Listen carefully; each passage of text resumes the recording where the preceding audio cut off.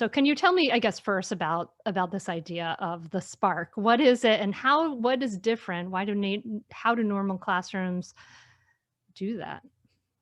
Yeah, I think that it's a beautiful place to start because you're right. In traditional systems, I know for myself, I would put up my hand and say, "Is this in the test?" And if it wasn't in the test, I'd stop living listening. And that's not what we want with our children. We want them to be curious and maintain that spark and that love of learning and the interest in the world around them and the interest in their friends and how they impact society and all those things.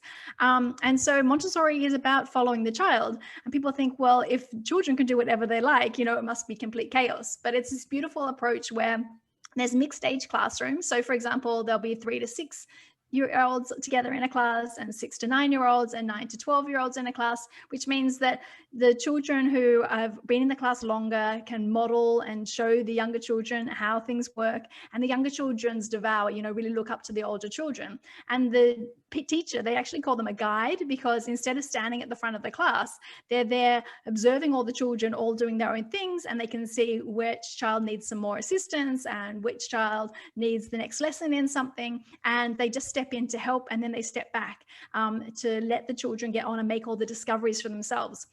So the types of activities that are available are it's a beautiful curriculum that's really rich with tactile hands-on materials. So there's not a lot of workbooks and worksheets or copying off a blackboard. It's really that you go over and you take an activity and you bring it to a table or a work mat. There's activities that are a lot done by themselves, but there's also ones that you can do with a partner or a friend.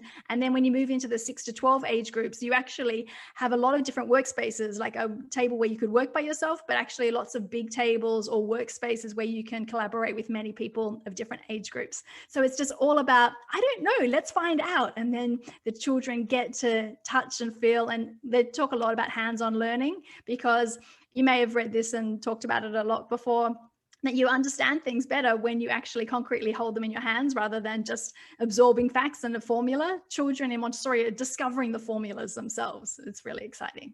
Catch new episodes of the Mindful Mama podcast and other free resources, including the Mindful Mom Guide at mindfulmamamentor.com.